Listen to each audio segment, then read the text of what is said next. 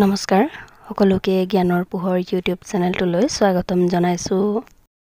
আমাৰ আজিৰ এই ভিডিঅ'টিত আলোচনা কৰিবলৈ লৈছো ক্লাছ 6ৰ নতুন অসমীয়া পাঠ্যপুথি উন্মেষৰ চেপ্টাৰ নম্বৰ 2 হহা আৰু সিংহপাত্ৰীৰ সকলোখিনি প্ৰশ্ন উত্তৰ। ছাত্ৰ-ছাত্ৰীসকল যদি এই ভিডিঅ'টি ভাল লাগে তেন্তে ভিডিঅ'টিত এটি লাইক কৰি দিবা আৰু চেনেলটো ছাবস্ক্ৰাইব কৰা নাথাকিলে ছাবস্ক্ৰাইব কৰি বেল আইকনটি অন কৰি থবা যাতে নতুন ভিডিঅ'বিলাকৰ নটিফিকেশ্যন তোমালোকে পোনপ্ৰথমে লাভ কৰা। সো ষ্টুডেণ্টছ এতিয়া আৰু বেছি পলম নকৰি তোমালোকে তোমালোকৰ টেক্সটবুকখনৰ পেজ নম্বৰ 26 উলিয়াই লৈ চোৱা। ইয়াত চোৱা ক্ৰিয়াকলাপ পাঠভিত্তিক 1 নম্বৰত লিখিছে তলত দিয়া প্ৰশ্নসমূহৰ শুদ্ধ উত্তৰটো বাছি উলিয়াই সঠিক বৃত্তটো পূৰ কৰা। ইয়াত তোমালোকক শুদ্ধ উত্তৰটো বাছনি কৰি তলত দিয়া বৃত্তসমূহৰ পৰা শুদ্ধ উত্তৰটি থকা বৃত্তটি ছেট কৰি দিবলৈ কৈছে। ইয়াৰ পাছত চোৱাই লিখিছে জীৱ-জন্তুবোৰ অৰণ্যৰ পৰা সিহঁত নোহোৱা হৈ যাব বুলি কিয় ভয় কৰিছিল। ক নম্বৰত লিখিছে অৰণ্যখনত মন্দমতী নামৰ সিংহটো থকাৰ বাবে। খ নম্বৰত লিখিছে মন্দমতীয়ে যধে মধে জন্তুবোৰ বধ কৰাৰ বাবে। গ নম্বৰত লিখিছে সিংহটোৱে শহাটোৰ বংশ নাশ কৰিম বুলি কোৱাৰ বাবে। আৰু ঘ নম্বৰত লিখিছে হাবিখনলৈ অন্য এটা সিংহ অহা বুলি ভবাৰ বাবে। ছাত্ৰ-ছাত্ৰীসকল পাঠটি ভালকৈ অধ্যয়ন কৰিলে তোমালোকে ইয়াৰ উত্তৰ নিজেই দিব পাৰিবা। ইয়াৰ শুদ্ধ উত্তৰটি হৈছে খ মন্দমতীয়ে যধে মধে জন্তুবোৰ বধ কৰাৰ বাবে। ইয়াত খ নম্বৰ অপশ্যনটি তোমালোকে পেঞ্চিলেৰে ছেট কৰি দিবা। ইয়াৰ পাছত নেক্সট লিখিছে মন্দমতীয়ে কুঁৱাটোৰ ভিতৰলৈ কিয় জাপ দিছিল। ক নম্বৰত লিখিছে কুঁৱাটো ফটফটীয়া পানীৰে ভৰি থকাৰ বাবে। খ নম্বৰত লিখিছে কুঁৱাটোৰ ভিতৰত আন 4টা শহা থকা বুলি ভবাৰ বাবে। গ নম্বৰত লিখিছে ভোকত মন্দমতীৰ পেটে কাওঁ কাওঁ কৰাৰ বাবে। আৰু ঘ নম্বৰত লিখিছে কুঁৱাটোৰ ভিতৰত অন্য এটা সিংহ থকা বুলি ভবাৰ বাবে। ইয়াৰ শুদ্ধ উত্তৰটি হ'ব ঘ কুঁৱাটোৰ ভিতৰত অন্য এটা সিংহ থকা বুলি ভবাৰ বাবে। ইয়াতো তোমালোকে ঘ নম্বৰ অপশ্যনটি পেঞ্চিলেৰে ছেট কৰি দিবা। ইয়াৰ পাছত নেক্সট 2 নম্বৰত চোৱাই লিখিছে তুমি ওপৰৰ উত্তৰকেইটা কিয় শুদ্ধ বুলি বাছি ল'লা। সহপাঠীৰ লগত আলোচনা কৰি কোৱা। এই প্ৰশ্নটিৰ উত্তৰ তোমালোকক শ্ৰেণী কোঠাত সহপাঠীৰ লগত আলোচনা কৰি লিখিবলৈ কৈছে। উত্তৰটি তোমালোকে নিজে লিখিবলৈ যত্ন কৰিবা, নতুবা থুলমূলকৈ তোমালোকে এনেকৈ লিখিব পাৰা যে কাৰণ শহা আৰু সিংহপাত্ৰী ভালকৈ পঢ়ি মই বুজি পাইছোঁ আৰু বেছি উপযুক্ত উত্তৰটো বাছনি কৰি লিখিছোঁ। ইয়াৰ পাছত নেক্সট 3 নম্বৰত চোৱাই লিখিছে শহা আৰু সিংহ সাধুটো কোৱা। এইটো তোমালোকে নিজে কৰিবা আৰু যদি লেচনটি পাঠ কৰিবলৈ তোমালোকৰ অসুবিধা হয় তেন্তে ইয়াৰ লেচন ৰিডিং ভিডিঅ'টি মোৰ চেনেলত উপলব্ধ আছে। তাৰ পৰা চাই তোমালোকে পাঠটি শুদ্ধ উচ্চাৰণে পঢ়িবলৈ শিকিব পাৰিবা। মই ডেছক্ৰিপশ্যনতো ইয়াৰ লিংকটো দি থ'ম। ইয়াৰ পাছত নেক্সট 27 নম্বৰ পেজত চোৱা। ইয়াত 4 নম্বৰত লিখিছে তলত দিয়া শব্দবোৰৰ অৰ্থ আঁচটানি মিলাও আহা। ইয়াত তোমালোকৰ শব্দ অৰ্থ মিলাবলৈ দিছে, এফালে শব্দ আৰু আনফালে অৰ্থ দিছে। ইয়াত চোৱা প্ৰথমে দিছে ক্ষুধা, ইয়াৰ অৰ্থ হ'ব ভোক। ইয়াৰ পাছত নেক্সট শব্দ আছে নিবাৰণ, ইয়াৰ অৰ্থ হ'ব বাধাকৰণ গুচোৱা কাৰ্য। ইয়াৰ পাছৰ শব্দটি হৈছে প্ৰতিবিম্ব, ইয়াৰ অৰ্থ হ'ব ছাঁ আৰ্চি বা পানীত ওলোৱা মানুহ বা বস্তুৰ আকৃতি। ইয়াৰ পাছত নেক্সট শব্দ আছে হাজিৰ, ইয়াৰ অৰ্থ হ'ব উপস্থিত। ইয়াৰ পাছৰ শব্দটি হৈছে বন্ধক, ইয়াৰ অৰ্থ হ'ব অইনৰ ওচৰত কোনো বস্তু থৈ ধাৰ লোৱা কাৰ্য। ইয়াৰ পাছৰ শব্দটি হৈছে কেশৰ, ইয়াৰ অৰ্থ হ'ব সিংহৰ ডিঙিৰ দীঘল নোম। আৰু একেবাৰে শেষৰ শব্দটি হৈছে নিস্তাৰ, ইয়াৰ অৰ্থ হ'ব ৰক্ষা উদ্ধাৰ।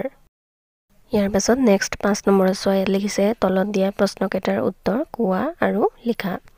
ক নম্বৰত চোৱা ইয়াত প্ৰশ্ন দিছে অৰণ্যৰ জীৱ-জন্তুবোৰ কোনে যধে মধে বধ কৰিছিল। ইয়াৰ উত্তৰ লিখিবা মন্দমতী নামৰ সিংহটোৱে অৰণ্যৰ জীৱ-জন্তুবোৰক যধে মধে বধ কৰিছিল। ইয়াৰ পাছত নেক্সট খ নম্বৰত চোৱা ইয়াত লিখিছে শহাটোৱে মন্দমতীৰ ওচৰলৈ মুঠ 5টা শহা অহা বুলি কৈছিল, দৰাচলতে কেইটা শহা আহিছিল।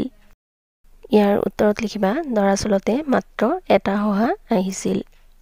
ইয়াৰ পাছত নেক্সট গ নম্বৰত চোৱা ইয়াত প্ৰশ্ন দিছে কুঁৱাৰ পানীত প্ৰতিবিম্বটো দেখি মন্দমতীয়ে কি কৰিছিল। ইয়াৰ উত্তৰত লিখিবা কুঁৱাৰ পানীত নিজৰ প্ৰতিবিম্বটো দেখিয়েই তাক আন এটা সিংহ বুলি ভাবি মন্দমতীয়ে খঙতে গৰজি উঠিছিল আৰু সেই গৰ্জনৰ প্ৰতিধ্বনি পাই কুঁৱাটোত জাপ দিছিল। ইয়াৰ পাছত নেক্সট 6 নম্বৰ চোৱাত লিখিছে তলত দিয়া প্ৰশ্নকেইটাৰ উত্তৰ দলত আলোচনা কৰি উত্তৰ লিখা। ক নম্বৰত চোৱা ইয়াত প্ৰশ্ন দিছে অৰণ্যৰ জীৱ-জন্তুবোৰে আলোচনা কৰি কি সিদ্ধান্ত লৈছিল? সেইমতে কাম কৰিলে তেওঁলোকৰ কি লাভ হ'ব বুলি ভাবিছিল? ইয়াৰ উত্তৰত লিখিবা অৰণ্যৰ জীৱ-জন্তুবোৰে আলোচনা কৰি সিদ্ধান্ত লৈছিল যে মন্দমতীৰ বাবে প্ৰতিদিনে এটাকৈ জন্তু পাল পাতি পঠিয়াই থাকিব। সেইমতে কাম কৰিলে সিংহৰ যধে-মধে জন্তু বধ কৰা বন্ধ হ'ব। ইয়াৰ পাছত নেক্সট খ নম্বৰত চোৱা ইয়াত প্ৰশ্ন দিছে কুঁৱাৰ পানীত হহাটোৱে তাৰ প্ৰতিবিম্বটো দেখি কি বুদ্ধি পাঙিছিল? ইয়াৰ উত্তৰত লিখিবা তোমালোকে কুঁৱাৰ পানীত হহাটোৱে তাৰ প্ৰতিবিম্বটো দেখি সি বুদ্ধি পাঙিছিল যে যিকোনো উপায়েৰে মন্দমতীক কুঁৱাৰ ওচৰলৈ আনিব পাৰিলে কুঁৱাত নিজৰ প্ৰতিবিম্ব দেখা পাই আন এটা সিংহ বুলি ভাবি তাক মাৰিবলৈ সি যাতে কুঁৱাত জাপ দিয়ে। ইয়াৰ পাছত নেক্সট গ নম্বৰত চোৱা ইয়াত প্ৰশ্ন দিছে সিংহক পতিয়ন নিয়াবলৈ ভয়তে সহায় ইনাই বিনাই কি কথা কৈছিল?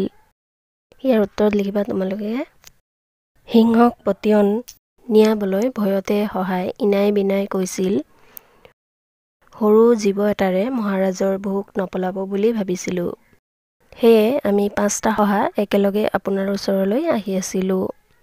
বাটতে আন এটা সিংহই আমাক বাট ভেটি ধৰি সুধিলে তহঁত কলৈ যাৱ?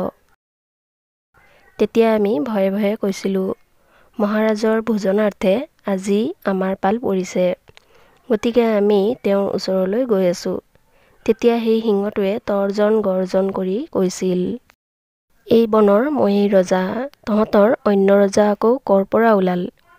এতিয়াই তাক মোৰ ওচৰলৈ মাতি আন, মই তাৰ লগত যুঁজি চাম। যদি সি মোতকৈ বলী হয় তেন্তে সিয়েই তহঁতৰ ৰজা হ'ব। তেতিয়া আমি আমাৰ ৰজাক মাতি আনোগৈ বুলি কোৱাত সিংহটোৱে খঙেৰে কৈছিল সেই কথা হ'ব নোৱাৰে, তহঁতে চল কৰি মোৰ পৰা হাৰি যাব নোৱাৰ। তহঁতৰ 5টাৰ 4টা মোৰ ওচৰত বন্ধকত থাক, এটাই গৈ তাক মোৰ ওচৰত হাজিৰ কৰহি। গতিকে মহাৰাজ এতিয়া আপুনিয়েই ইয়াৰ এটা বিহিত ব্যৱস্থা লওক। ইয়াৰ পাছত নেক্সট ঘ নম্বৰত চোৱা ইয়াত প্ৰশ্ন দিছে কুঁৱাটোৰ ভিতৰত সঁচাকৈয়ে আন এটা সিংহ লুকাই আছিল নে? যদি নাছিল মন্দমতীয়ে কিয় কুঁৱাটোত জাপ মাৰিছিল? ইয়াৰ উত্তৰত লিখিবা কুঁৱাটোৰ ভিতৰত সঁচাকৈয়ে আন এটা সিংহ লুকাই থকা নাছিল। মন্দমতীয়ে কুঁৱাটোত জাপ মাৰিছিল কাৰণ মন্দমতীয়ে কুঁৱাত জুমি চোৱাত কুঁৱাত তাৰ প্ৰতিবিম্ব দেখা পাই সি গৰজি উঠিছিল। মন্দমতীৰ সেই গৰ্জন কুঁৱাৰ ভিতৰৰ পৰা প্ৰতিধ্বনিত হৈ ওলাই আহিছিল। লগে লগে মন্দমতীয়ে কুঁৱাৰ ভিতৰত থকা সিংহটোক ধৰিও বুলি কুঁৱাটোত জাপ মাৰিছিল। ইয়াৰ পাছত নেক্সট 7 নম্বৰত চোৱা ইয়াত লিখিছে কোনে কাক আৰু কিয় কৈছিল লিখা। ক নম্বৰত চোৱা ইয়াত লিখিছে এনে কৰিলে আপুনি চিকাৰ ধৰিবলৈ একো কষ্ট কৰিব নালাগে আৰু অনায়াসে খাই বৈ থাকিব পাৰিব। এই কথাষাৰ কোনে কাক আৰু কিয় কৈছিল সেইটো লিখিব লাগে। ইয়াৰ উত্তৰত লিখিবা উক্ত কথাষাৰ জীৱ-জন্তুবোৰে সিংহ মন্দমতীক কৈছিল যাতে যধে মধে সিংহ মন্দমতীয়ে জীৱ-জন্তুবোৰক বধ নকৰে। ইয়াৰ পাছত নেক্সট খ নম্বৰত চোৱা ইয়াত লিখিছে কি তাৰ ইমান সাহ, এতিয়াই মোক তাৰ ওচৰলৈ লৈ বল, আজি মোৰ হাতৰ পৰা সি কোনোমতেই নিস্তাৰ নাপাব। ইয়াৰ উত্তৰত লিখিবা উক্ত কথাষাৰ সিংহ মন্দমতীয়ে শহাটোক কৈছিল কাৰণ শহাটোৱে কৈছিল বাটত আন এটা সিংহই নিজক ৰজা বুলি কৈছিল আৰু আমাৰ 4জন শহাক বন্ধকত ৰাখিছে। ইয়াৰ পাছত নেক্সট পেজত পেজ নম্বৰ 28ৰ ওপৰত চোৱা ইয়াত লিখিছে ভাষা অধ্যয়ন। 8 নম্বৰত চোৱা ইয়াত লিখিছে বিপৰীত অৰ্থ বুজোৱা শব্দবোৰ পাঠৰ পৰা বিচাৰি উলিয়াই লিখা। ইয়াত তলত কিছুমান শব্দ দিছে, এই শব্দবিলাকৰ বিপৰীত শব্দ লিখিব লাগে। প্ৰথমত চোৱা ইয়াত শব্দ দিছে নিৰ্বলী, বিপৰীত শব্দ হ'ব বলী। ইয়াৰ পাছত নেক্সট দিছে সুখ, ইয়াৰ বিপৰীত শব্দ হ'ব দুখ। ইয়াৰ পাছৰ শব্দটি হৈছে স্থিৰ, ইয়াৰ বিপৰীত অৰ্থ হ'ব অস্থিৰ। ইয়াৰ পাছৰ শব্দটি দিছে দূৰ, ইয়াৰ বিপৰীত শব্দ হ'ব ওচৰ। ইয়াৰ পাছত ইটো সাইডত চোৱা, ইয়াত শব্দ দিছে বৰ্জন, ইয়াৰ বিপৰীত শব্দ হ'ব গ্ৰহণ। ইয়াৰ পাছত নেক্সট শব্দ আছে প্ৰজা, ইয়াৰ বিপৰীত শব্দ হ'ব ৰজা। ইয়াৰ পাছৰ শব্দটি হৈছে অসন্মত, ইয়াৰ বিপৰীত শব্দ হ'ব সন্মত। আৰু একেবাৰে শেষৰ শব্দটি হৈছে চঞ্চল, ইয়াৰ বিপৰীত শব্দ হ'ব অচঞ্চল। ইয়াৰ পাছত নেক্সট চোৱা 9 নম্বৰত ইয়াত লিখিছে বাক্য ৰচনা কৰা। তলত কিছুমান শব্দ দিছে, এই শব্দবিলাকৰ পৰা বাক্য ৰচনা কৰিব লাগে। প্ৰথমতে চোৱা, ইয়াত দিছে ৰাজত্ব, ইয়াৰ বাক্যটিত লিখিবা সিংহই অৰণ্যত ৰাজত্ব কৰে। ইয়াৰ পাছত নেক্সট শব্দ আছে প্ৰস্তাৱ, ইয়াৰ বাক্যটিত লিখিবা সকলো প্ৰস্তাৱেই গ্ৰহণযোগ্য নহয়। ইয়াৰ পাছত নেক্সট শব্দ আছে প্ৰতিবিম্ব, ইয়াৰ বাক্যটিত লিখিবা কুঁৱাৰ পানীত শহাটোৱে নিজৰ প্ৰতিবিম্ব দেখিবলৈ পাইছিল। ইয়াৰ পাছত নেক্সট শব্দ আছে প্ৰতিধ্বনি, ইয়াৰ বাক্যটিত লিখিবা কুঁৱাত শব্দ প্ৰতিধ্বনিত হৈ ওলাই আহে। ইয়াৰ পাছত নেক্সট শব্দ আছে অনায়াসে, ইয়াৰ বাক্যটিত লিখিবা তুমি অনায়াসে ভাল চাকৰি পাবা। ইয়াৰ পাছত নেক্সট চোৱা, ইয়াত লিখিছে জানো আহা, ইয়াত অনুকাৰ শব্দ আৰু অনুৰূপ শব্দৰ বিষয়ে কিছুমান কথা লিখিছে, এইখিনি তোমালোকে নিজে পঢ়ি ল'বা। ইয়াৰ পাছত নেক্সট পেজত পেজ নম্বৰ 29 29 নম্বৰ পেজৰ 10 নম্বৰত চোৱা, ইয়াত লিখিছে দলত আলোচনা কৰি ফুলপাহৰ পাহিবোৰত থকা শব্দ ব্যৱহাৰ কৰি তলৰ দফাটো সম্পূৰ্ণ কৰা। ইয়াত ফুলপাহৰ পাহিত কিছুমান শব্দ দিছে আৰু এইটো চাইডে খালী ঠাই পূৰাবলৈ দিছে। ইয়াত ফুলপাহৰ পাহিবোৰৰ পৰা শুদ্ধ শব্দটো বাছনি কৰি খালী ঠাই পূৰ কৰিব লাগে। ইয়াত লিখিছে জুমনিহঁতৰ ঘৰৰ কাষেৰে এটি নিজৰা ড্ৰেছকৈ বৈ গৈছে, ইয়াত খালী ঠাইত হ'ব কুলকুল। ইয়াৰ পাছত লিখিছে ফুলনিখনত ফুলবোৰ ড্ৰেছকৈ ফুলি আছে, ইয়াৰ খালী ঠাইত হ'ব জকমক। ইয়াৰ পাছত লিখিছে চোৱা ফুলবোৰত ভোমোৰাই ড্ৰেছকৈ উৰি ফুৰিছে, ইয়াৰ খালী ঠাইত হ'ব গুণগুণ। ইয়াৰ পাছত লিখিছে চোৱা নিয়ৰৰ টোপালবোৰ ড্ৰেছকৈ সৰিছে, ইয়াত খালী ঠাইত হ'ব টুপ টুপ। ইয়াৰ পাছত লিখিছে ড্ৰেছকৈ বতাহ বলিছে, ইয়াত খালী ঠাইত হ'ব বিৰ বিৰ। ইয়াৰ পাছত লিখিছে গোলাপৰ পুলিটো ড্ৰেছকৈ বাঢ়ি আহিছে, ইয়াৰ খালী ঠাইত হ'ব লহপহ। ইয়াৰ পাছত লিখিছে তাকে দেখি জুমনিয়ে ড্ৰেছকৈ হাঁহিছে, ইয়াত খালী ঠাইত হ'ব খিলখিল। ইয়াৰ পাছত নেক্সট 11 নম্বৰত চোৱা, ইয়াত লিখিছে দুজনীয়া দলত বিভক্ত হয় উদাহৰণ চাই অন্তমিল থকা আন আন শব্দ গঠন কৰা। ইয়াত তোমালোকক উদাহৰণত দেখুৱাই দিয়াৰ দৰে আন আন শব্দ গঠন কৰিবলৈ কৈছে। প্ৰথমত চোৱা, ইয়াত লিখিছে গলগলীয়া, ইফালে লিখিছে হলহলীয়া, চলচলীয়া আৰু মলমলীয়া। ইয়াৰ পাছৰখিনি তোমালোকক কৰিবলৈ কৈছে।